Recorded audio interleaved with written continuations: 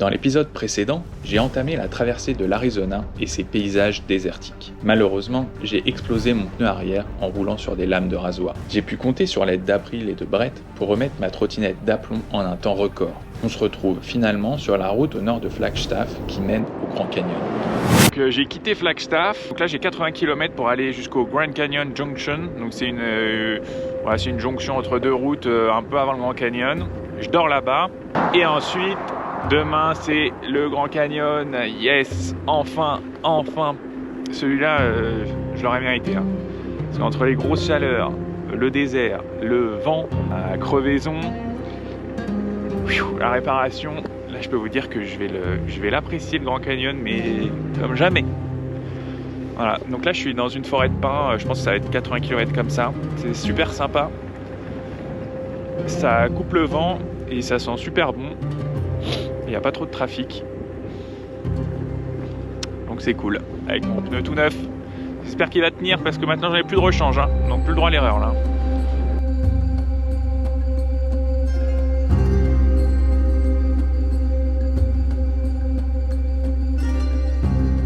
8000 pieds.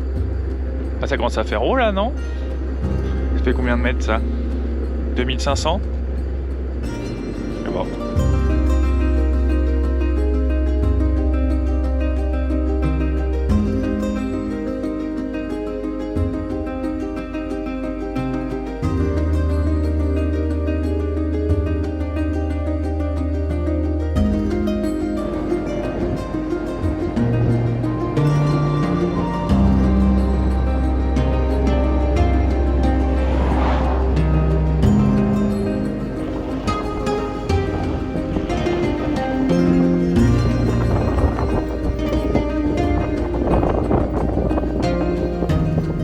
Vous savez quel jour on est aujourd'hui? C'est le jour du Grand Canyon. Je suis trop content. Je suis super excité à l'idée de pouvoir enfin le voir. C'est très étonnant de se dire qu'il y a le Grand Canyon à 50 bornes alors que c'est méga plat. Enfin, je vous montre. Bon là il y a un bout de montagne au bout, mais sinon c'est plat de chez plat.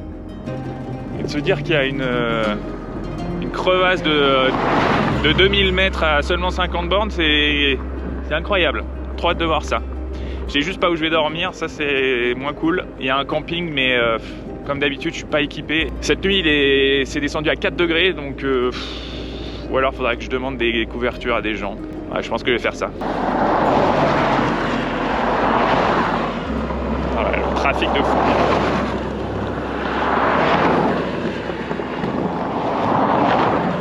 Oh, le trafic de dingue par contre.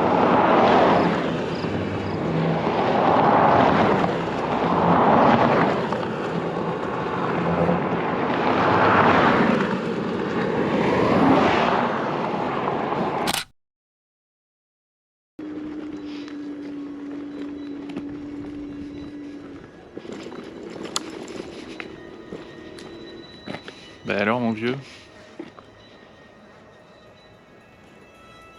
il est pas stressé lui hein. Donc là je viens de m'enregistrer au camping. J'ai eu beaucoup de chance parce que il y a eu quelqu'un qui s'est désisté, sinon il n'y avait plus de place. Ça aurait été un peu la galère. Donc il y a tout un système de village et tout, donc c'est hyper bien équipé. Je pense que j'aurais pas de mal à trouver de quoi recharger la trottinette. J'ai même vu qu'on pouvait laver ses vêtements, donc ça c'est top. Et là je vais essayer d'aller voir le Grand Canyon. J'ai essayé de trouver la vue. Je suis hyper excité. Ça faisait longtemps que j'avais pas été aussi excité. La purée, c'est un délire. J'ai trop hâte. Allez, à toutes. Bon là, j'arrive. Je vois des gens qui regardent. Je pense que j'y suis. L'excitation est à son comble. Attention.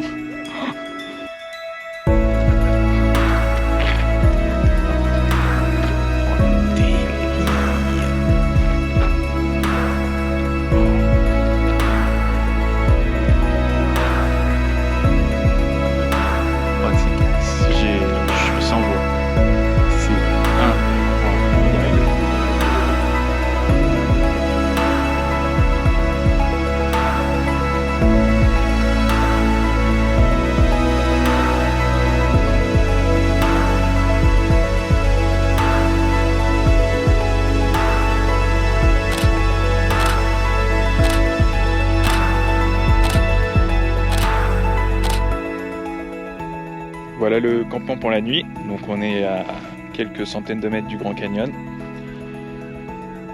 Le camping est génial. Il y a des machines pour laver ses vêtements. Il y a un grand magasin à 2 minutes.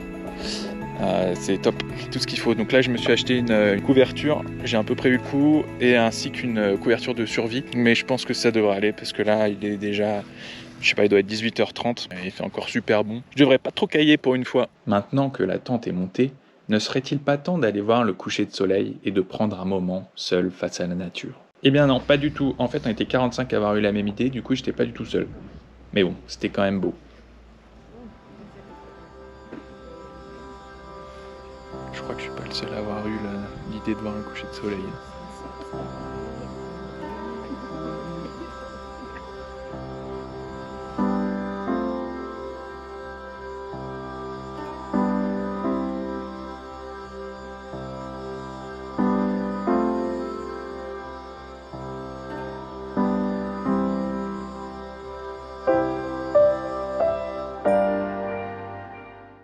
Et sans transition, on se retrouve aux toilettes du camping pour recharger la trottinette. C'est un peu moins romantique, mais indispensable pour continuer le voyage. Là, je suis en direction de Cameron et je prends une route en fait qui longe le Grand Canyon. C'est incroyable. Et si tu as envie, tu t'arrêtes sur le côté, hop. Et là, petite vue. C'est incroyable. Ah, mon frein ne freine plus. Boum. Vraiment que je répare mon frein avant, il freine plus du tout.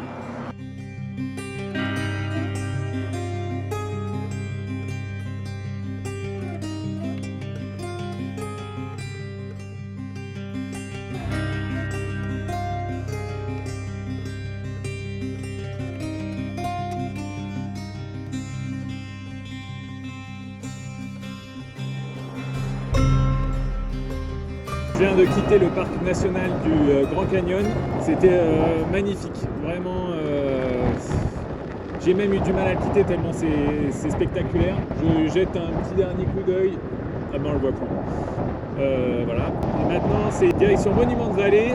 Je pense que, je sais pas, j'ai pas bien regardé précisément, mais je dois être à peu près 5 jours de trottinette, trop hâte de voir ça. Je vois le désert de loin, c'est magnifique, en fait on est hyper en hauteur finalement. Et là, l'étape du jour, c'est Cameron. Donc Cameron, c'est une petite ville située à 80-90 km du Grand Canyon. Donc j'ai vu qu'il y avait un hôtel là-bas. J'espère que il reste de la place et que c'est pas trop cher. On verra.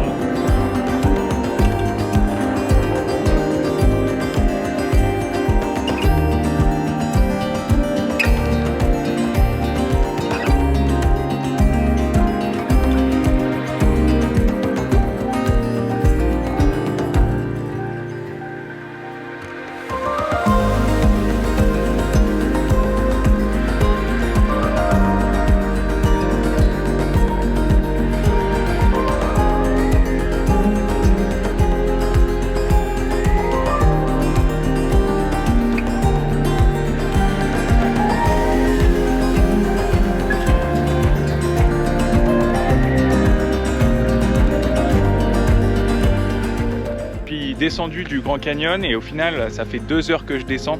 En fait j'étais vachement en altitude là-haut. Je vous laisse imaginer s'il faisait 30 degrés là-haut à 2000 mètres, quelle température il fait ici. C'est une vraie fournaise, je cuis littéralement.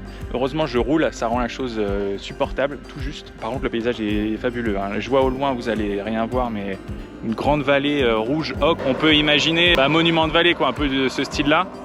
Et tout est rouge. Il n'y a pas de végétation, c'est que des petits arbustes. À partir du moment déjà où tu vois la terre rouge comme ça, tu dis un truc qui cloche.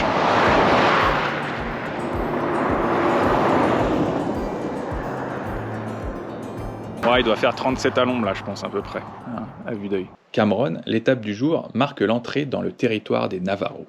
Une fois arrivé, je remarque que les horloges indiquent une heure différente. Perplexe, je vais voir un Navajo qui ressemblait à un chaman, assis par terre en train de scruter le ciel. Et je lui demande ce qu'il en est. Il me répond dans un premier temps de me taire et de regarder la lune. En effet, la nuit était tombée et il y avait une éclipse lunaire. C'était magnifique. Ensuite, il m'explique que les Navajos ont leur propre horaire. Alors déjà que j'avais mis une plombe pour comprendre que j'avais changé d'horaire en venant en Arizona, alors si en plus il y a d'autres horaires au sein de l'Arizona, normal que je sois un peu paumé. La scène était plutôt pittoresque. J'avais l'Indien, l'éclipse lunaire, il manquait plus que le loup en arrière-fond et j'avais le tableau complet. Enfin bref, retournons à nos moutons. Donc je suis parti ce matin de Cameron. Je me dirige pour une petite halte à midi à Tuba City. Je vais essayer de recharger un peu. Et après je continue un peu plus loin. Là où je vais, il n'y a pas de motel, il n'y a pas de camping, donc je vais improviser. Ça m'enchante pas trop, mais bon, je vais peut-être refaire le coup de l'église. En tout cas ici, les paysages, il est vraiment magnifique. Le problème avec ce genre de paysage, c'est que ça va souvent de pair avec un climat qui est quand même un peu hostile. Je peux vous dire qu'il fait sérieusement chaud là. Là on est dans les 36. 36 à l'ombre, sauf que de l'ombre, il n'y en a pas des masses.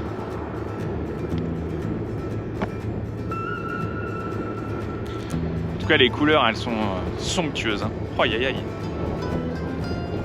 J'aimerais bien trouver un coin d'ombre pour faire une pause là, parce que je commence un peu à surchauffer. Mais il n'y en a pas du tout. Il faut vraiment que j'arrête d'être bête et que je roule pas en plein milieu du début d'après-midi dans le désert, parce que là, c'est trop chaud.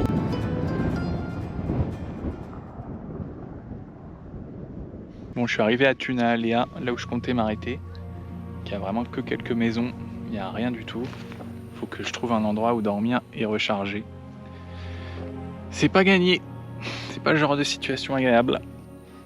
Bon, camping du jour, j'ai demandé à la salle communale si je pouvais dormir ici. Et ils ont bien voulu, donc je vous montre. Bon, ça paye pas de mine, mais ça fait l'affaire. Ma trottinette est à l'intérieur, elle est en train de recharger. Donc voilà. Bon là je vais fermer le grillage parce qu'en fait il y a des chiens errants pas hyper envie qui viennent m'embêter cette nuit.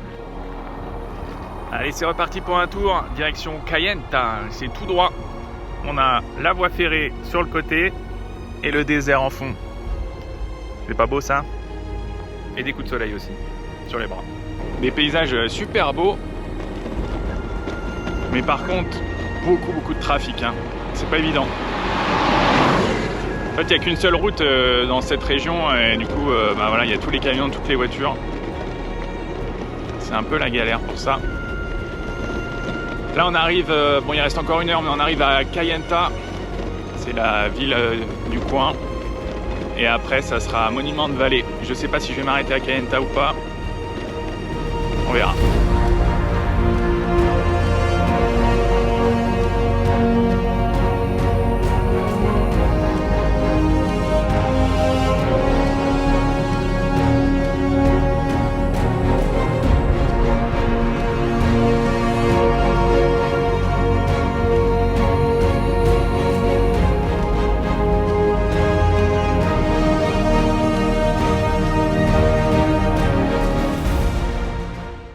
Un chien en plein milieu de la route, j'espère qu'il va pas m'attaquer parce que généralement quand il me voit, les chiens ils deviennent un peu fous. S'il retraverse dans l'autre sens, il va se faire défoncer.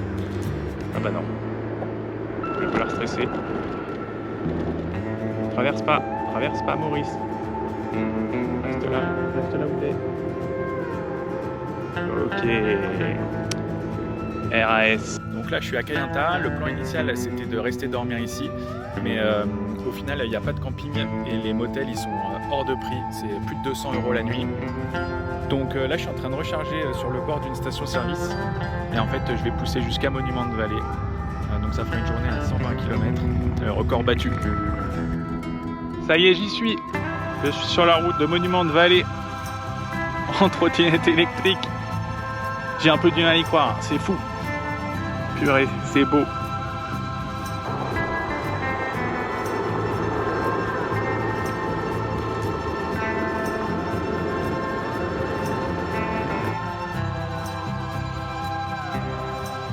Si vous aimez mes vidéos, mettez un j'aime et un commentaire, ça permettra de booster la chaîne YouTube. Et n'oubliez pas de vous abonner pour ne pas louper la suite. Et on se retrouve la semaine prochaine pour découvrir Monument de Vallée. Rien que ça. Bon, mon short a déclaré forfait. Hein. Le petit joueur, il est pété de partout.